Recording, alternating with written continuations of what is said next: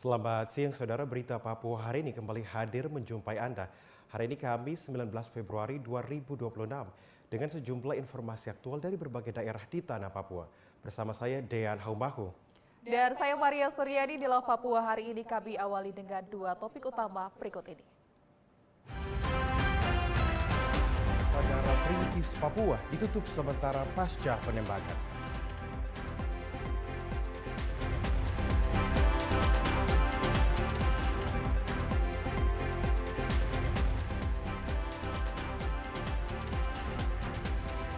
KSOP Jayapura imbau pengguna jasa kapal waspada dengan cuaca ekstrim.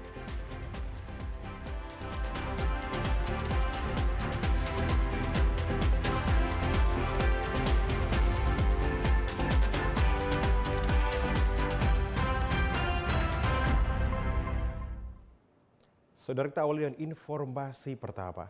Maraknya kasus kriminal di kawasan Pintu Air Merauke dalam sepekan terakhir mendorong kepolisian menggelar operasi penyisiran.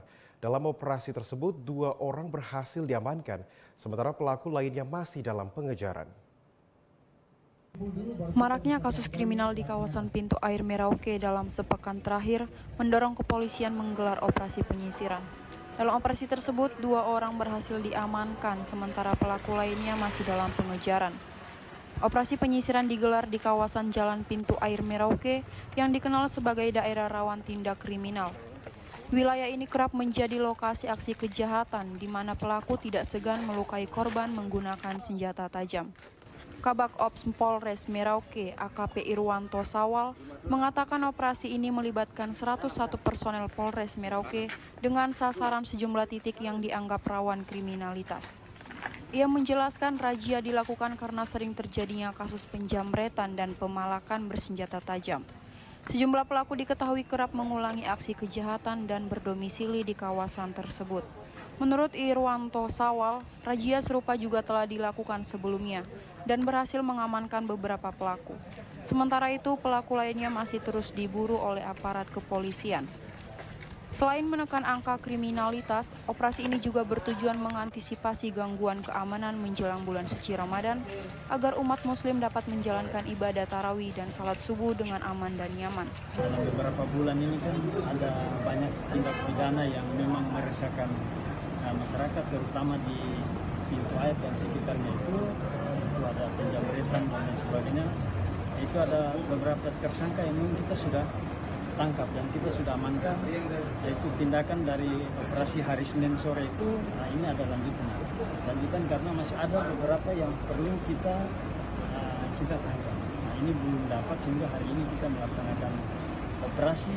Ya, mudah-mudahan dia bisa berjalan lancar dan kita bisa temukan beberapa tersangka yang memang kita sudah tetapkan jadi tersangka, itu ATO, karena orang-orang itu sudah melakukan tindak pidana yang sama dan berulang-ulang. Jadi pelakunya hanya itu saja, termasuk yang kita sudah amankan itu. Kita sudah amankan itu, ya itu korbannya yang HP hilang yang itu dan lain sebagainya. Itu kita laksanakan itu. Selain dari itu, ini juga kita mengantisipasi operasi untuk menjelang bulan suci Ramadan sehingga mungkin umat muslim melaksanakan ibadah ini merasa nyaman setelah kita melaksanakan operasi ini. Mudah-mudahan para pelaku itu sudah bisa tahu dan bisa menghentikan kegiatan-kegiatan yang Kabak Ops menegaskan operasi akan terus dilakukan guna menciptakan situasi yang aman dan kondusif serta mengajak masyarakat untuk tidak terlibat dalam tindakan kriminal. Amin Roshida, TVRI Papua melaporkan. Saudara, Direktorat Jenderal Perhubungan Udara Kementerian Perhubungan resmi menutup sementara operasional 11 bandara perintis di sejumlah wilayah Papua. Langkah ini diambil menyusul insiden penembakan pesawat Smart Air yang menewaskan pilot dan kopilot di Bovendigul, Papua Selatan. Direktorat Jenderal Perhubungan Udara Kementerian Perhubungan memutuskan untuk menghentikan sementara operasi penerbangan di 11 satuan pelayanan atau satpel lapangan terbang yang tersebar di wilayah Papua. Adapun 11 bandara tersebut meliputi Korowai Batu, Bomakia, Yani Ruma, serta Satpel Magelum. Selain itu penutupan juga dilakukan di lapangan terbang Kapiraya, Iwur, Fawoi, Dagai, Aboy, Teraplu, dan Boega.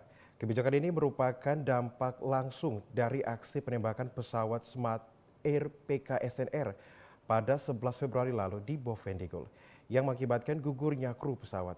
Menanggapi situasi tersebut, Kepala Operasi Damai Kartens, Brigjen Pol Faisal Ramadhani, menyatakan pihaknya akan segera melakukan asesmen keamanan ulang. Meski mengakui banyak titik penerbangan yang masuk kategori rawan, namun diperlukan koordinasi lintas sektor sebelum menentukan langkah lanjutan. Brigjen Faisal menegaskan tidak semua wilayah memiliki eskalasi konflik yang sama. Beberapa daerah dinilai masih terkendali meski berada di jalur perlintasan kelompok bersenjata. Ia menambahkan faktor distribusi logistik tetap menjadi pertimbangan utama mengingat jalur udara adalah urat nadi transportasi bagi masyarakat di pedalaman Papua. Lihat secara umum saja mana-mana yang disampaikan, tapi memang ya perlu asesmen ulang kan seperti itu. Jadi ya sebenarnya ada beberapa hal yang daerah yang sebetulnya ya tidak terlalu tinggi juga tingkat kerawanannya seperti itu. Contohnya? Beberapa daerah seperti katakanlah kayak di daerah Bioga, memang itu perlintasan dari kelompok kriminal bersenjata, tapi sejauh ini gangguan-gangguan terhadap pesawat terbang segala macam ya dalam beberapa tahun ini relatif kecil seperti itu. Makanya kita kan karena saya juga baru lihat ininya suratnya, tentunya sebetulnya perlu kegiatan yang lebih koordinatif ya antar lintas sektoral untuk membahas tersebut. Kantor Kesha Bandaran dan Otoritas Pelabuhan KSOP Jayapura mengimbau seluruh pengguna jasa kapal untuk selalu memperhatikan jadwal keberangkatan dan kondisi cuaca sebelum berlayar. Peringatan ini disampaikan menyusul potensi cuaca buruk yang dapat mengganggu keselamatan pelayaran di wilayah perairan Papua. Kepala Kantor Kesyah Bandaran dan Otoritas Pelabuhan Kelas 2 Jayapura Abdul Nasir menyampaikan mengingat beberapa pekan ini terjadi potensi cuaca buruk yang dapat mengganggu keselamatan pelayaran di wilayah perairan Papua. Disampaikan agar para nahkoda segera mencari tempat berlindung atau kembali ke pelabuhan terdekat apabila menghadapi cuaca ekstrim di tengah perjalanan. Menurutnya, koordinasi dan kesiapsiagaan menjadi kunci utama dalam mengantisipasi adanya cuaca buruk selama pelayaran dan sejauh ini kondisi masih aman. Selain itu, KSOP juga mengingatkan pentingnya latihan evakuasi, prosedur pertolongan pertama, serta penerapan standar keselamatan saat menghadapi cuaca buruk. Langkah ini diharapkan dapat meminimalisir risiko dan memastikan keselamatan penumpang maupun awak kapal. Seluruh pengguna jasa, pemilik kapal, bahasa kerennya ship owner, operator, atau agen. Melihat pemberangkatan kapal, kalau misalnya gini, saat ini kita kasih berangkat di kapal, cuaca nih bagus nih. Kita nggak tahu 1 jam, 2 jam berikutnya di laut cuaca berubah. Sehingga untuk nahkoda lebih waspada, membaca apabila tidak bisa dilakukan pelayaran, segera cari tempat berlindung atau kembali. Tapi apapun itu kami telah siap selalu koordinasi bagaimana cara-cara evakuasi dalam keadaan berbahaya. Semua juga nahkoda telah kami kumpulkan bagaimana melakukan drill, exercise tentang pertolongan pertama atau abandon ship, atau bagaimana cara meninggalkan kapal, atau bagaimana cara safety pada saat terjadi cuaca yang buruk. Dengan adanya imbauan ini, KSOP Jayapura berharap seluruh pihak yang terlibat dalam aktivitas pelayaran dapat lebih waspada, disiplin, dan mengutamakan keselamatan. Kesadaran bersama akan menjadi benteng utama dalam menjaga keamanan transportasi laut di Papua. Imelda, TVRI Papua melaporkan. Saudara, BMKG Wamena mengimbau masyarakat di wilayah Papua Pegunungan untuk meningkatkan kewaspadaan terhadap potensi cuaca ekstrem yang diperkirakan terjadi pada puncak musim hujan Februari hingga Maret 2026. Imbauan tersebut disampaikan Prakirawan BMKG Wamena, Sheila Beatrix Nusi, berdasarkan hasil analisis dan prediksi cuaca dari pusat bulan Februari menjadi puncak curah hujan dengan potensi hujan lebat yang umumnya terjadi pada siang hingga malam hari. Kondisi ini diperkirakan masih akan berlanjut hingga bulan Maret dengan intensitas hujan kategori menengah hingga tinggi, meskipun cenderung mengalami penurunan dibandingkan Februari. Curah hujan yang melebihi batas normal telah memicu sejumlah bencana alam di beberapa wilayah Papua Pegunungan. BMKG menerima laporan dari Badan Penanggulangan Bencana Daerah, salah satunya terkait kejadian tanah longsor di Karubaga, Kabupaten Tolikara. Selain longsor, curah hujan tinggi juga berpotensi menyebabkan banjir di sejumlah titik rawan. Oleh karena itu, BMKG terus berkoordinasi dengan berbagai pemangku kepentingan, termasuk RRI dan instansi terkait, serta aktif menyebarkan informasi peringatan dini melalui media sosial. Terkait keselamatan penerbangan, Sheila menyebutkan kondisi cuaca pada pagi hari relatif aman, namun risiko meningkat pada siang hingga sore hari akibat tingginya indeks labilitas udara yang memicu pembentukan awan konvektif atau cumulonimbus yang berbahaya bagi penerbangan dan harus dihindari oleh pilot.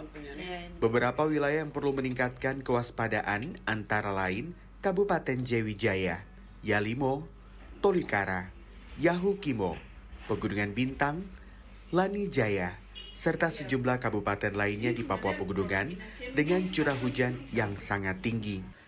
Februari ini masih puncak musim hujan yang potensi hujan lebatnya itu terjadi di siang sampai malam hari. Kayak gitu.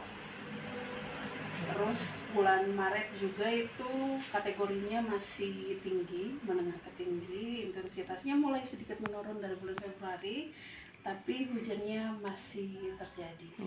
Nanti di jadi yang perlu diwaspadai itu memang bulan Februari ini karena dia masih puncaknya, Wamena ini masih, Papua Pegunungan ini masih puncak musim hujan, jadi itu yang kita harus waspadai. Ada beberapa laporan juga dari teman-teman BPPD yang dari Tolikara, kita juga sudah buat analisanya. Kita juga biasanya kita buat peringatan dini yang kita kasih, kita bagikan ke pihak RRI, terus pihak stakeholder terkait, terus kita bagikan juga di Instagram.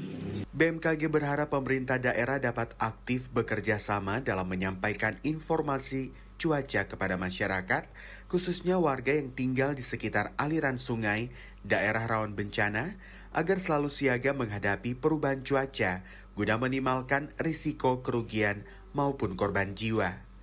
Ardi Hisage, TVRI Papua, melaporkan.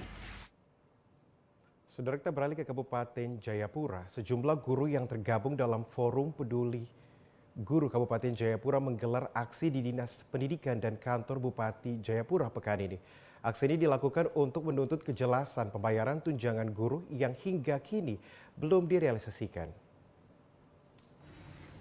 Koordinator aksi Andrea Soewali kepada TVRI Papua menjelaskan bahwa para guru sebelumnya telah mendatangi Dinas Pendidikan Kabupaten Jayapura untuk meminta pertanggungjawaban terkait hak tunjangan mereka.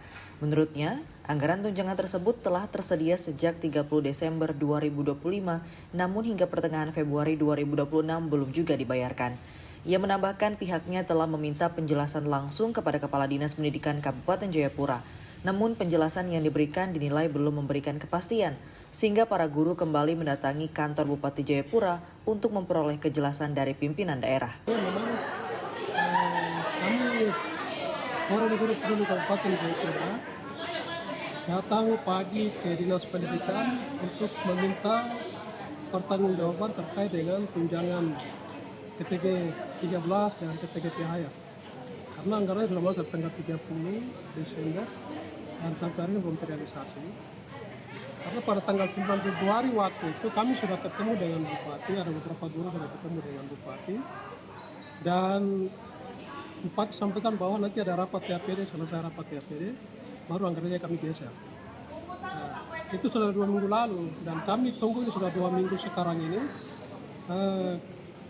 belum terrealisasi. Sehingga itu yang membuat guru-guru yang tergabung dalam Forum Guru Peduli Forum Peduli Guru Kabupaten Jayapura, kami datang untuk meminta kejelasan. Dalam aksi tersebut, para guru diterima oleh Wakil Bupati Jayapura, Haris Richard Yoku, yang mewakili Bupati Jayapura. Wakil Bupati menegaskan bahwa anggaran tunjangan guru bukan tidak tersedia, melainkan masih berada dalam proses mekanisme administrasi. Ia menjelaskan pemerintah daerah saat ini masih menunggu selesainya rapat tim anggaran pemerintah daerah atau TAPD sebelum dilakukan pergeseran anggaran sesuai ketentuan yang berlaku. Hari ini mewakili Pak Bupati, saya coba ketemu dengan para guru-guru yang mana mereka datang cek terkait anggaran mereka. Perlu saya sampaikan bahwa anggaran mereka bukan tidak ada. Kalau kita lihat di aplikasi memang ada, tapi kan tidak bisa anggaran itu dia langsung main bagi, saya tidak bisa, kan ada dia punya mekanisme. Karena itu sesuai dengan apa yang Bupati sampaikan kemarin, akhirnya mereka hari ini datang karena Bupati janji nanti akan ketemu dengan mereka. Tapi kan kita tahu bahwa hari ini Bupati juga lagi tidak ada tempat, ada memimpin acara yang sama seperti Rabu yang lalu terkait rapat TAPD. Sehingga tadi saya sampaikan apa yang tadi Bupati sudah sampaikan itu menjadi sesuatu yang sedang dikerjakan. Jadi buat kepada para guru standby, bukan tidak terbayarkan. Ini kan tinggal tunggu pergeseran saja baru diselesaikan. Pak Bupati sedang berupaya. Sekali lagi, Pak Bupati sedang berupaya, bukan malas tahu. Pak Bupati selalu sampaikan bahwa kami akan berlaku adil. Tidak ada yang lebih diuntungkan, tidak ada yang tidak. Semua harus berlaku adil. Wakil Bupati juga mengimbau para guru untuk tetap tenang dan kembali melaksanakan tugas mengajar demi kepentingan peserta didik. Ia menegaskan pemerintah daerah berkomitmen bersikap adil kepada seluruh aparatur, tidak hanya guru, tetapi juga tenaga kesehatan dan sektor lainnya. Asher Nerotou, TVRI Papua melaporkan. Ya, Maria, terkait dengan informasi yang telah tadi kita saksikan bersama di mana terjadinya penutupan 11 bandara perintis, tentunya ini merupakan dampak dari aksi penembakan yang dilakukan oleh kelompok kriminal bersenjata di Bovendigul. Tentunya dari aksi tersebut ini dapat mengganggu stabilitas dan juga dapat berpengaruh kepada hubungan antar masyarakat, tetapi juga dalam kondisi-kondisi ekonomi tertentu, Maria. Iya, betul sekali, Dan menurut kita ya, langkah yang diambil oleh Direktorat Jenderal Perhubungan ini menjadi keputusan penting khususnya bagi daerah-daerah yang rawan ya. Dan diberitakan juga tadi bahwa faktor distribusi yang dilakukan ke daerah-daerah tersebut diharapkan tetap terus berjalan khususnya bagi daerah-daerah yang rawan akan hal tersebut. Dan juga Dan kita ke informasi lain terkait dengan cuaca ekstrim bagi pengguna jasa kapal nih yang mau berpergian keluar untuk lebih waspada dan juga berhati-hati ketika hendak keluar begitu agar lebih banyak cek BMKG khususnya ya untuk cuaca ekstrim, mengendalikan cuaca ekstrim begitu. Mengingat kita akan memasuki bulan suci Ramadan di mana akan terjadi juga arus mudik, tentunya para penumpang diharapkan dapat memperhatikan jadwal keberangkatan agar tidak terlambat dan juga tertinggal demi kelancaran arus mudik nantinya.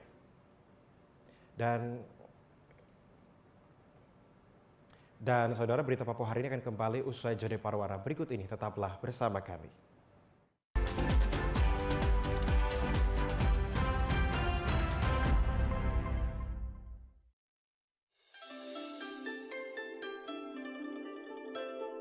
Dajiahao, 我是印度尼西亚共和国驻中华人民共和国副大使梁玉宁。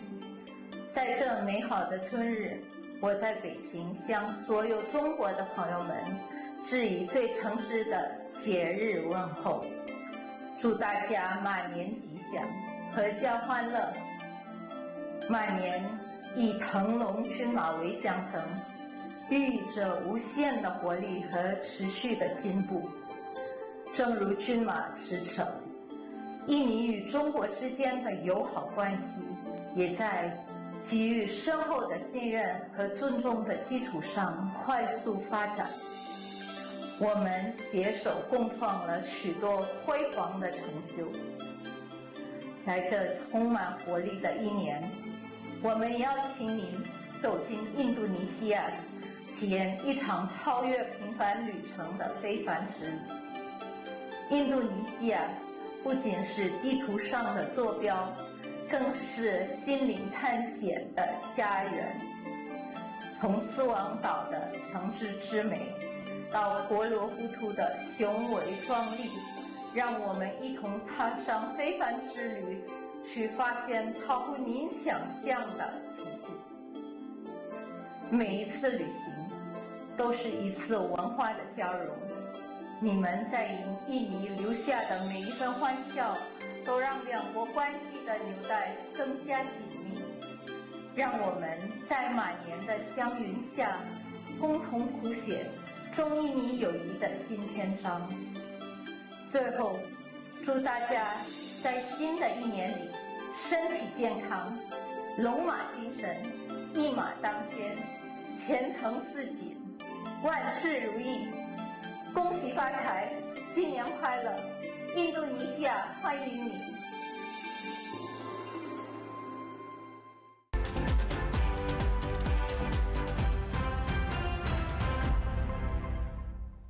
Terima kasih saudara, Anda masih bersama kami dalam Papua hari ini. Kita beralih ke informasi selanjutnya. Saudara Kapolda Papua Irjen Polisi Patri Gerenwarin memimpin upacara serah terima jabatan sejumlah pejabat di lingkungan Polda Papua.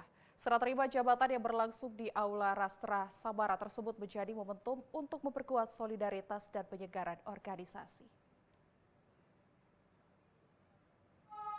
Kapolda Papua, Irjen Polisi Patri Gerenwarin memimpin langsung prosesi serah terima jabatan mulai dari posisi Wakapolda, Direktur hingga jajaran Kapolres pada Rabu kemarin. Beberapa posisi strategis yang mengalami rotasi antara lain jabatan Wakapolda Papua yang kini dijabat oleh Kombes Polisi Muhajir menggantikan Brigjen Polisi Faisal Ramadhani. Sementara itu, Kombes Polisi Jeremias Rontini yang sebelumnya menjabat Irwasda resmi melepas jabatannya untuk mengemban amanah baru sebagai Kapolda Papua Tengah. Jabatan di Reskrimum juga diserah terimakan dari Kombes Polisi Victor Dean Makbon kepada Kombes Polisi Parasian Herman Gultom. Untuk posisi Kabid Propam kini dijabat oleh Kombes Polisi Eko Yudi Karyanto. Di tingkat wilayah, tongkat Komando Kapolres Jayapura kini berpindah dari AKBP Umar Nasatekai kepada AKBP Dionysius Foxday Paronhelan. Dalam amanatnya, Irjen Polisi Patri Gerenwarin menegaskan mutasi adalah dinamika wajar untuk penyegaran dan peningkatan kinerja institusi. Ia meminta pejabat baru segera menyesuaikan diri dengan karakteristik wilayah serta menjaga stabilitas Kamtipmas di tanah Papua. Kabid Humas Polda Papua, Kombes Polisi Cahyo Soekarnito, berharap rotasi ini dapat membawa inovasi baru dalam meningkatkan kualitas pelayanan Polri kepada masyarakat hingga ke pelosok Papua. Bahwa pada hari ini Polda Papua, Rabu 18 Februari 2026 telah melaksanakan serah terima jabatan beberapa pejabat, dalam hal ini Wakapolda, Irwasda, Direskrimum, Kabid Propam, dan Kapolres Jayapura. Serah terima jabatan adalah bagian dari pembinaan karir di institusi Polri dan ini adalah hal yang biasa sebagai pembaharuan sekaligus memberikan kesempatan untuk berkarir dan berpromosi. Upacara ditutup dengan sesi foto bersama dan ramatama yang dihadiri oleh Ketua Bayangkari Daerah Papua serta seluruh pejabat utama Polda Papua. Audi Rampengan, TVRI Papua melaporkan. Saudara, personel Satgas Operasi Damai Kartens 2026 kembali menggelar patroli keamanan di wilayah distrik Sinak, Papua Tengah. Kegiatan yang berlangsung ini mengedepankan pendekatan humanis guna menciptakan rasa aman sekaligus mempererat hubungan antara aparat dan masyarakat. Patroli diawali dengan apel pengecekan personel di pos Belukar Distrik Sinak untuk memastikan kesiapan fisik maupun perlengkapan sebelum terjun ke lapangan. Kepala Operasi Damai Kartens 2026, Brigjen Polisi Dr. Faisal Ramadhani menegaskan bahwa keberhasilan operasi ini sangat bergantung pada hubungan yang harmonis antara Polri dan warga setempat. Dalam aksi tersebut, para personel tidak hanya berjaga namun juga berinteraksi langsung dan berdialog dengan masyarakat. petugas menyampaikan pesan-pesan Kamtibmas serta mengajak warga untuk bersinergi dalam menjaga stabilitas wilayah. Kehadiran Satgas dengan pendekatan persuasif ini diharapkan dapat mencegah potensi gangguan keamanan sekaligus menjadi bukti nyata komitmen Polri dalam menjaga kedamaian di tanah Papua. Audi Rampengan, TVRI Papua melaporkan. Kita ke Merauke, Papua Selatan. Saudara, umat Muslim akan mulai menjalankan ibadah puasa Ramadan pada 19 Februari 2026. Menyambut bulan suci tersebut, Polres Merauke mengimbau masyarakat untuk bersama-sama menjaga keamanan, ketertiban, serta toleransi antar umat beragama. Kasih Humas Polres Merauke, Ibda Andre, mengajak seluruh lapisan masyarakat untuk berperan aktif menjaga situasi Kamtibmas di lingkungan masing-masing. Ia menekankan pentingnya saling menghormati dan menjaga toleransi selama bulan suci Ramadan agar suasana ibadah dapat berlangsung dengan aman dan khusyuk. Menurutnya, momentum Ramadan diharapkan mampu memperkuat persatuan dan kebersamaan di tengah masyarakat. Polres Merauke juga berkomitmen memberikan pengamanan maksimal bagi umat muslim yang melaksanakan ibadah, khususnya sholat tarawih. Pengamanan dilakukan melalui peningkatan patroli rutin, terutama di titik-titik rawan gangguan Kamtibmas. Selain itu, personel kepolisian juga disiagakan melalui pengaturan lalu lintas di depan masjid, Pasar Tumpah, Pasar Wamanggu, serta sejumlah pusat keramaian lainnya. Kami dari Polres Merauke menghimbau kepada masyarakat Merauke dalam rangka memasuki bulan suci Ramadan 1447 Hijriah. Yang pertama yaitu meningkatkan keamanan lingkungan, situasi Kamtibmas di lingkungan masing-masing. Yang kedua yaitu dapat meningkatkan toleransi antar umat beragama. Yang ketiga, dalam momen bulan suci Ramadan ini dapat meningkatkan persatuan antar umat beragama di Merauke. Adapun langkah-langkah Polres Merauke akan melaksanakan kegiatan patroli rutin yang ditingkatkan dengan sasaran daerah-daerah rawan Kamtibmas dan akan melaksanakan kegiatan turlalin di depan Masjid Raya, Pasar Tumpah, dan Pasar Wamanggu. Yang berikut yaitu akan melaksanakan kegiatan pengamanan pada saat tarawih di masing-masing masjid yang ada di Kota Merauke. Bulan suci Ramadan 1447 Hijriah menjadi momentum bagi umat Islam untuk meningkatkan kualitas ketakwaan melalui ibadah puasa dan berbagai amalan kebaikan. Dengan dukungan keamanan dan toleransi dari seluruh elemen masyarakat, Ramadan diharapkan berjalan dengan aman, damai, dan penuh keberkahan. Amin Roshida, TVRI Papua melaporkan. Sebanyak 123 personil Polres Merauke melakukan pengamanan di 25 masjid yang melakukan sholat tarawih maupun sholat subuh selama bulan suci Ramadan tahun 2026. Kabak Ops Polres Merauke AKP Irwanto Sawal mengatakan dilakukan pengamanan pada 25 masjid selama 30 hari karena dinilai rawan saat umat muslim melakukan ibadah selama bulan suci Ramadan. Pengamanan masjid dalam kota mulai dari Masjid Raya Al-Aqsa Merauke, Masjid Bampel hingga masjid di pinggiran kota seperti masjid di Jalan Transito, Gudang Arang, Jalan Radio, Sayap, dan Jalan Pembangunan hingga Masjid Mopa sangat perlu dilakukan pengamanan selama bulan Ramadan. Menurut AKP Irwanto, pengamanan ini mulai dilakukan pada saat sholat tarawih hingga sholat subuh dan Satuan Lantas juga melakukan pengaturan lalu lintas karena dinilai dapat mengakibatkan kemacetan kendaraan. Sering ditemukan adanya orang mabuk yang akan mengancam pada saat melakukan ibadah, sehingga setiap malam juga dilakukan patroli. Pada sholat tarawih perdana ini diikuti oleh ribuan umat yang memadati masjid. Pelaksanaan pengamanan di malam tarawih untuknya kami Polres Merauke itu kami sudah mengeluarkan sprint per tanggal 14 Februari 2026 itu kurang lebih kami menyiapkan personil 123 personil. Itu 123 personil itu kita melakukan pengamanan di 25 masjid yang perlu diamankan. Satu, ada juga masjid-masjid yang tingkat kerawanan mungkin pidana, ada juga tidak rawan, cuman rawannya di lalu lintas. Itu yang seperti Masjid Raya, kemudian Masjid Bampel, tingkat kerawanan di lalu lintas, sehingga kami tempatkan. Ada juga beberapa masjid yang dalam kota yang kami anggap itu aman dan di situ juga mungkin tidak banyak lalu lintas, lalu lalang, itu kami tidak melaksanakan pengamanan.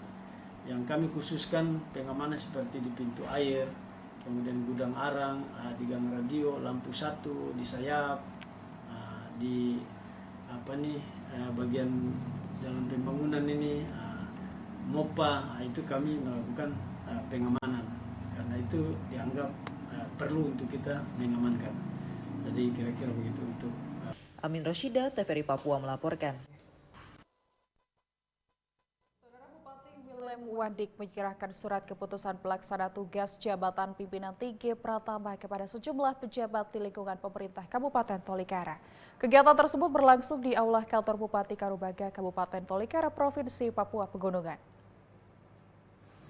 Penyerahan SK dipimpin langsung oleh Bupati Willem Wandik dan didampingi Kepala Badan Kepegawaian dan Pengembangan Sumber Daya Manusia Kabupaten Tolikara, Johannes Towolom. Turut hadir Ketua 2 DPRK Tolikara Meson Penggu, para rohaniawan, pimpinan organisasi perangkat daerah, serta staf di lingkungan pemerintah Kabupaten Tolikara. Hal itu disampaikan Bupati Willem Wandik menjelaskan bahwa penyerahan SK PLT dilakukan karena sejumlah pejabat sebelumnya telah berakhir masa jabatannya. Selain itu, beberapa OPD mengalami penyesuaian nomenklatur berdasarkan regulasi terbaru. Ia menambahkan langkah tersebut diambil untuk memastikan roda pemerintahan tetap berjalan efektif, termasuk mempercepat proses pencetakan dokumen pelaksanaan anggaran tahun anggaran 2026. Dengan demikian, pelayanan publik di Kabupaten Tolikara dapat berjalan stabil dan optimal. Menurutnya, stabilitas pemerintahan sangat penting, terutama dalam menghadapi berbagai tantangan di daerah seperti penanggulangan bencana kebakaran, banjir, dan longsor yang terjadi di sejumlah wilayah Tolikara. Bupati juga mengarahkan para pejabat yang menerima SK PLT agar meningkatkan kreativitas, integritas, dan kompetensi dalam menjalankan tugas. Ia berharap kinerja masing-masing OPD dapat semakin ditingkatkan khususnya dalam penanganan tanggap darurat bagi warga terdampak bencana. Penyerahan SK hari ini, tanggal 18 Februari 2026 ini, berdasarkan pertama, memang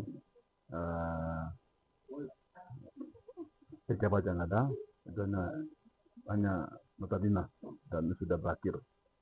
Kemudian terus ada beberapa OPD itu mengikuti perubahan nomenklatur terbaru berdasarkan nomor 2 Permen nomor 282 2025 dan juga berdasarkan register yang baru terima dari Pemda Provinsi Papua Pegunungan dengan nomor register nomor 1/2026 sehingga hari ini kami lakukan penyerahan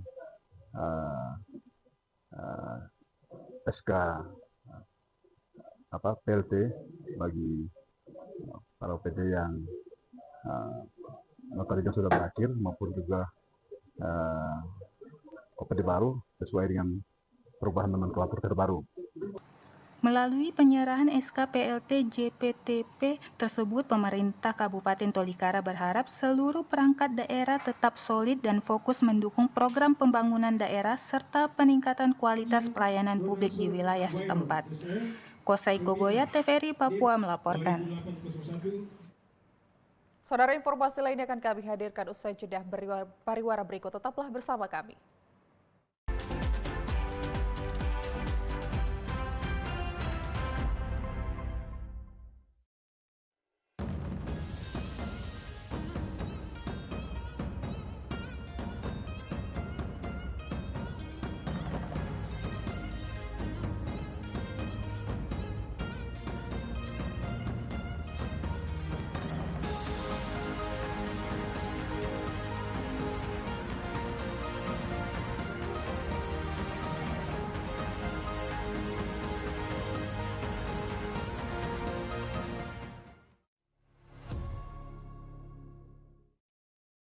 Distinguished colleagues and friends at TVRI, it is my great pleasure to congratulate you for being appointed as the official broadcaster of the FIFA World Cup 2026 in Indonesia.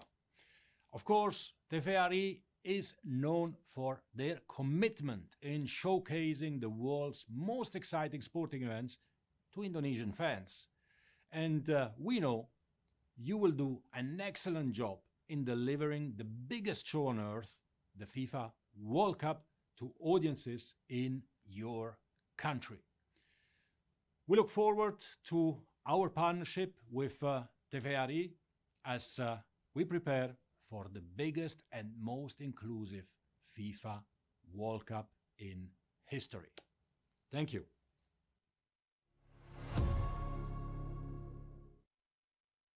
Wah.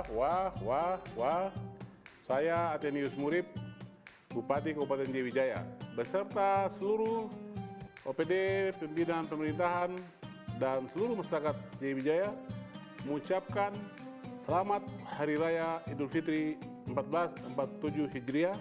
Mohon maaf lahir dan batin. Wah.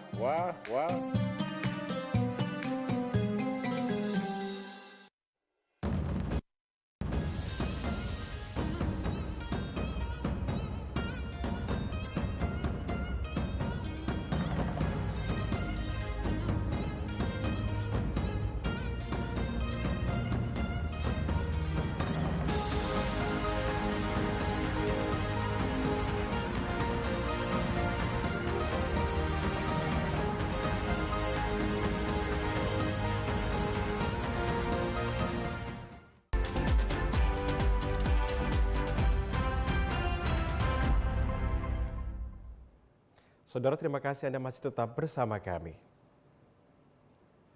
Ketua Majelis Pembimbing Cabang Gerakan Pramuka Kota Jayapura yang juga Wali Kota Jayapura Abisai Rolo melantik pengurus kuartir cabang Gerakan Pramuka Kota Jayapura beserta badan kelengkapan masa bakti 2025-2030 di Aula Siansor Kantor Wali Kota Jayapura. Dalam kesempatan tersebut, sebanyak 54 pengurus dilantik, termasuk Kepala Dinas Pendidikan dan Kebudayaan Kota Jayapura, Rocky Bebena yang dilantik sebagai Ketua Kuarcap Gerakan Pramuka Kota Jayapura. Ketua Majelis Pembimbing Cabang Gerakan Pramuka Kota Jayapura, Abisai Rolo, mengatakan pentingnya peran pramuka sebagai garda terdepan dalam mendukung program pemerintah Kota Jayapura, khususnya dalam pembinaan generasi muda. Dirinya menyebut gerakan pramuka terus berinovasi dan berkarya bersama masyarakat, terutama kalangan pemuda. Dan pemerintah Kota Jayapura berkomitmen untuk terus mendukung seluruh program dan kegiatan pramuka agar berjalan optimal. Setelah dilantik, saya berharap bahwa pramuka menjadi garda terdepan juga untuk bersama dengan pemerintah kota kita dalam rangka membangun kota ini, pembinaan terhadap generasi muda, ya, termasuk anak-anak sekolah. Hari ini saya melantik Kuarcap Pramuka Kota Jayapura. Setelah musyawarah daerah dilakukan dan terpilihlah Saudara Kepala Dinas Pendidikan Kota Jayapura, Saudara Rocky Bebena, bersama seluruh jajaran yang sudah tadi kita lantik. Dengan demikian saya berharap pramuka terus berinovasi, berkarya, bersama dengan masyarakat terutama para pemuda di Kota Jayapura. Sementara itu, Ketua Kuarcap Gerakan Pramuka Kota Jayapura Rocky Bebena mengatakan pihaknya akan segera melakukan konsolidasi organisasi secara menyeluruh mulai dari tingkat kuartir cabang, kuartir ranting di setiap distrik hingga gugus depan di sekolah-sekolah. Menurutnya hal ini mengacu pada edaran Menteri Pendidikan yang mewajibkan setiap sekolah melaksanakan kegiatan ekstrakurikuler pramuka. Yang pertama, kami akan lakukan konsolidasi organisasi, baik itu di kuartir cabang dan juga di kuartir ranting, termasuk di gugus depan yang ada di sekolah. Karena edaran Menteri sudah jelas bahwa semua sekolah wajib melaksanakan ekstrakurikuler pramuka. Nah, karena ini wajib, maka tidak ada sekolah yang tidak boleh melakukan itu. Nah, untuk itu dengan arahan Kakwarda dan juga Kamabicap tadi, yang paling penting sekali adalah bertakwa kepada Tuhan Yang Maha Esa, kemudian cinta alam, tadi sudah disampaikan oleh Kak Bicap juga. Cinta alam ini yang akan menjadi prioritas kami untuk menindaklanjuti apa yang menjadi program pemerintah Kota Jayapura dan juga pemerintah pusat untuk selalu menjaga kota ini bersih, lingkungan itu bersih, dan Pramuka siap. Ia menambahkan Pramuka berkomitmen akan mendukung program kebersihan dan pelestarian lingkungan yang menjadi prioritas Pemkot Jayapura dan pemerintah pusat untuk selalu menjaga lingkungan Kota Jayapura tetap bersih, indah, dan nyaman. Pramuka bukan sekadar organisasi kepanduan, melainkan wadah pembentuk karakter yang menanamkan kepedulian terhadap lingkungan dan sesama. Natalia Clara, TVRI Papua melaporkan. Saudara, program makan bergizi gratis telah sampai di wilayah pedalaman Papua Pegunungan. Satgas Yonif 511DY membagikan makan bergizi gratis kepada anak-anak sekolah SD Impres Malagai, Kabupaten Lanijaya, Papua Pegunungan. Kegiatan tersebut dipimpin langsung oleh Danpos Malagai Kapten Infantri Sena Nur Jabar pada Rabu 18 Februari 2026. Danpos Malagai Kapten Infantri Sena Nur Jabar menjelaskan bahwa kegiatan ini dilakukan karena hampir semua sekolah yang ada di wilayah pedalaman Papua Pegunungan belum pernah mendapatkan makan bergizi gratis yang diprogram oleh Presiden Republik Indonesia. Sehingga pihak Satgas Yonif 511DY memberikan makanan tambahan sesuai dengan kemampuan TNI yang bertugas di wilayah perbatasan sebagai bentuk kepedulian terhadap anak-anak sekolah. Selain membagikan bubur kacang hijau untuk meningkatkan gizi siswa, prajurit Satgas Yonif 511DY juga fokus membangun karakter generasi muda yang ada di wilayah pedalaman Papua Pegunungan. Ia menjelaskan para siswa juga diajak menyanyikan lagu kebangsaan Indonesia Raya, mengucapkan Pancasila, serta mendapatkan edukasi tambahan berupa materi membaca. Hal itu dilakukan karena keterbatasan tenaga pengajar serta buku-buku dan fasilitas lainnya.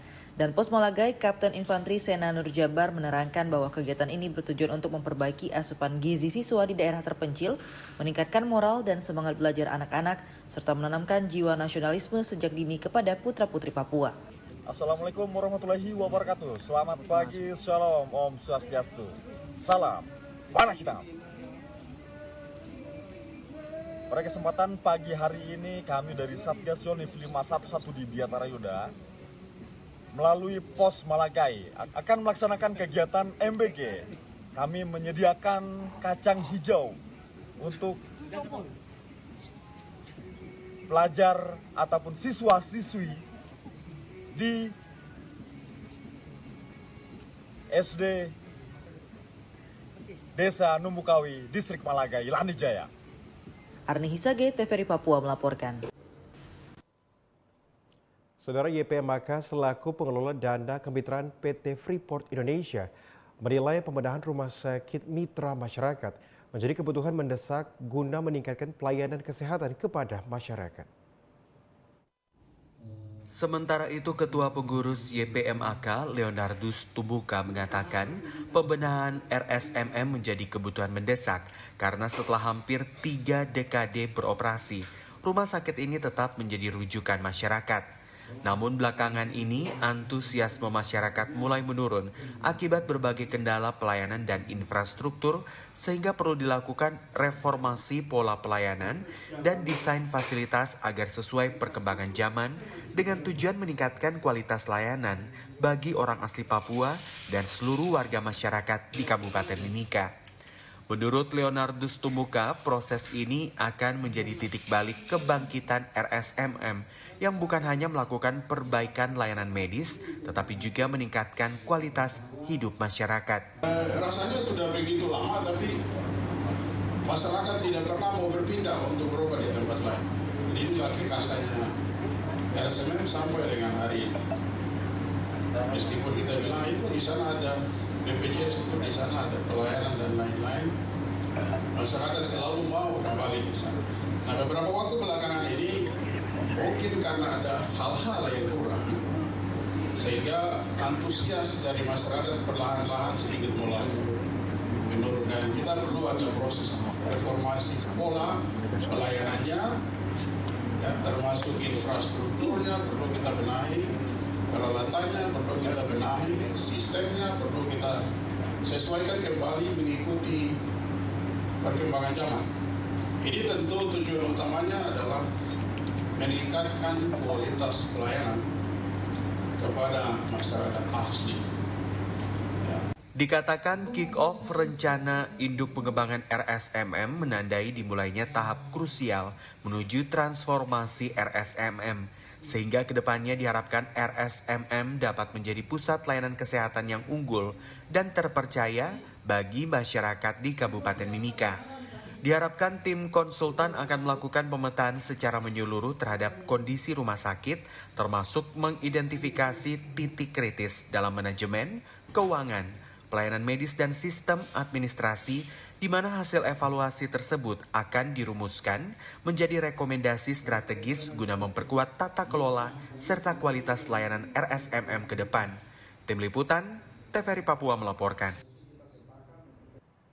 Saudara, Rumah Sakit Mitra Masyarakat memiliki peran yang strategis dalam pelayanan kesehatan masyarakat karena merupakan rumah sakit pertama yang hadir di Kabupaten Mimika sejak tahun 1999.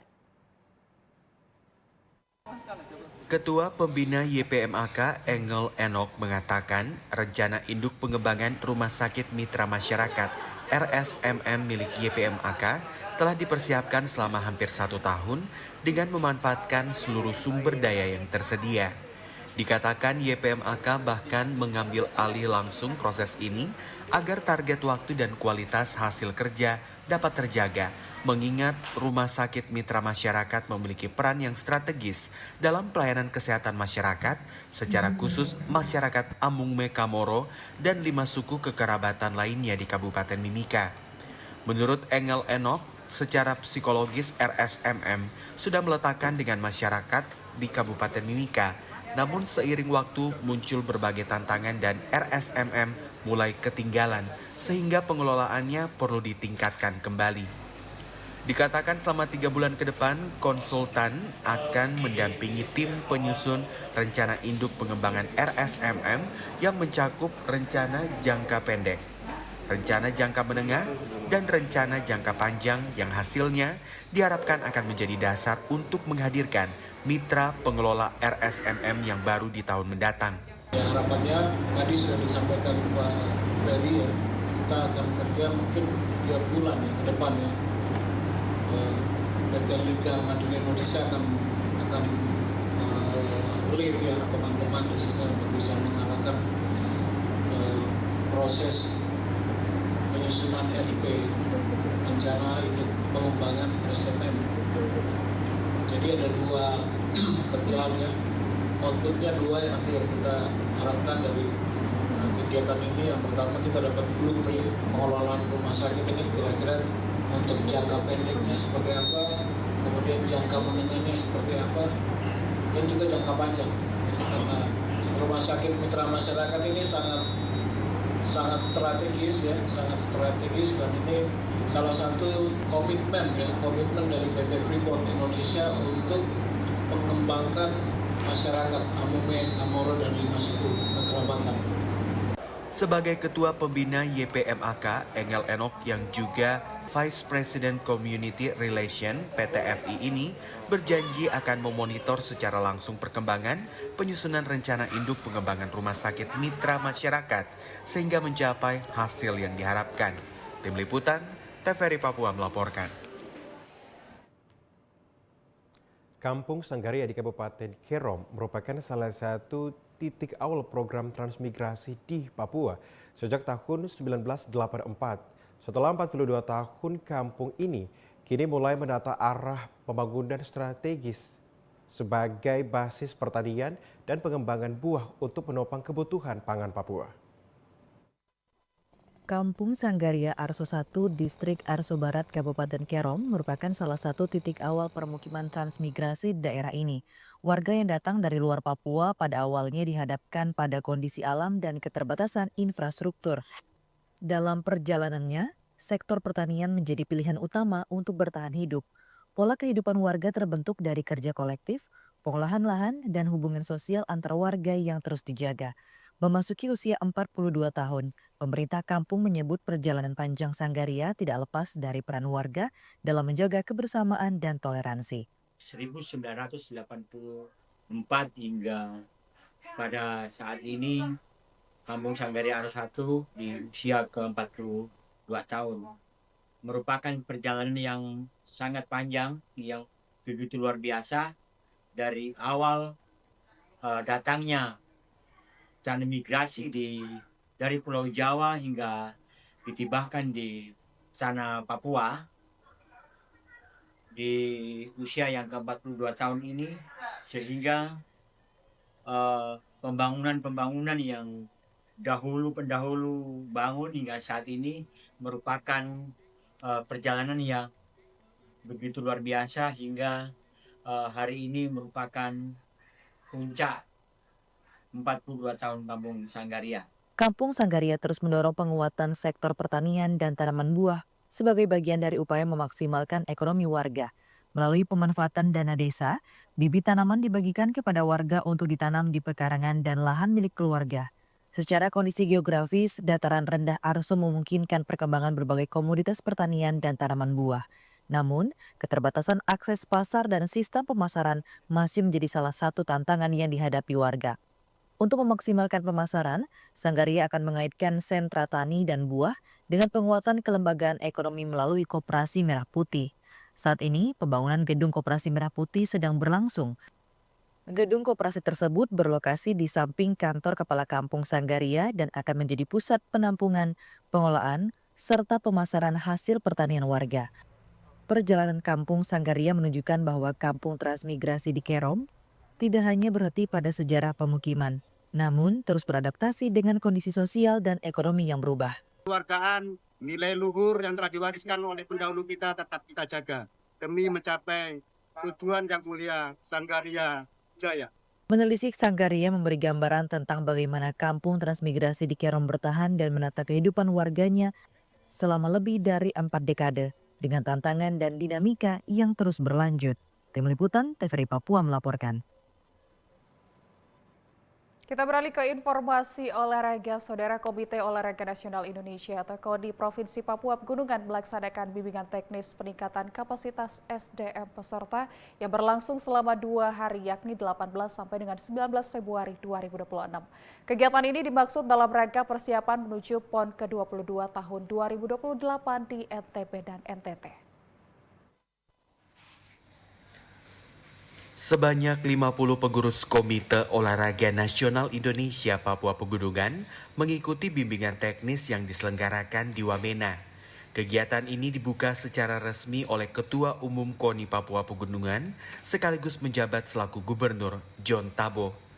Pada kesempatan itu John Tabo mengatakan Provinsi Papua Pegunungan adalah daerah otonomi baru yang memerlukan fondasi organisasi kuat mulai dari persiapan SDM baik bidang olahraga maupun pemerintahan. Untuk itu ia berharap peserta agar serius dalam membentuk BIMTEK tersebut sebab persiapan SDM yang baik akan melahirkan generasi dan prestasi yang baik dalam menghadapi PON 22 tahun 2028 di NTB dan NTT yang akan datang. KONI mempersiapkan generasi-generasi penerus musyawarah tidak hanya di bidang olahraga, tapi bagaimana berorganisasi yang baik. Oleh karena itu dalam kesempatan bimbingan teknik ini perlu kita evaluasi dengan baik. Saudara-saudara saya dan adik saya supaya jangan sia-siakan bimbingan teknik ini. Karena yang akan memberikan pematerinya adalah Bapak Profesor sudah dengar sendiri Pak yang bicara tentang khusus olahraga. Sementara itu Ketua Harian KONI Papua Pegunungan Paul Wetipo berharap agar seluruh pengurus yang mengikuti BIMTEK ini dapat menyerap materi dengan baik. Hal ini penting agar kedepannya dapat mampu melaksanakan tugas dan tanggung jawab secara profesional demi melahirkan prestasi yang lebih gemilang bagi KONI Papua Pegunungan pada ajang PON 22 tahun 2028 di NTB dan NTT mendatang. 2 hari, mulai hari ini dan besok, saya harap benar-benar masing-masing bidang akan memahami apa yang berbeda KONI dengan organisasi lain. Lalu masing-masing bidang punya tupoksinya di mana, sehingga pada saat kita masuk ke rakyat, itu setiap bidang mengerti dan memahami tupoksinya.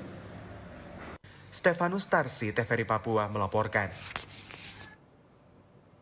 Saudara, berikut kita ikuti informasi perakiraan cuaca dari BMKG wilayah 5 Papua yang akan berlaku esok hari Jumat 20 Februari 2026.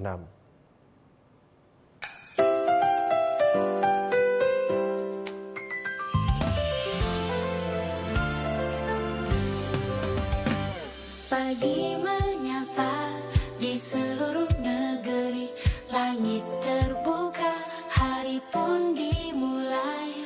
Awan bergerak perlahan pasti membawa cerita alam hari ini. Mentari hangat di banyak daerah, hujan singgah di beberapa tempat. Angin bertiup memberi arah, Langkah pun siap, tetap waspada. inilah kabar cuaca hari ini untuk Papua tercinta.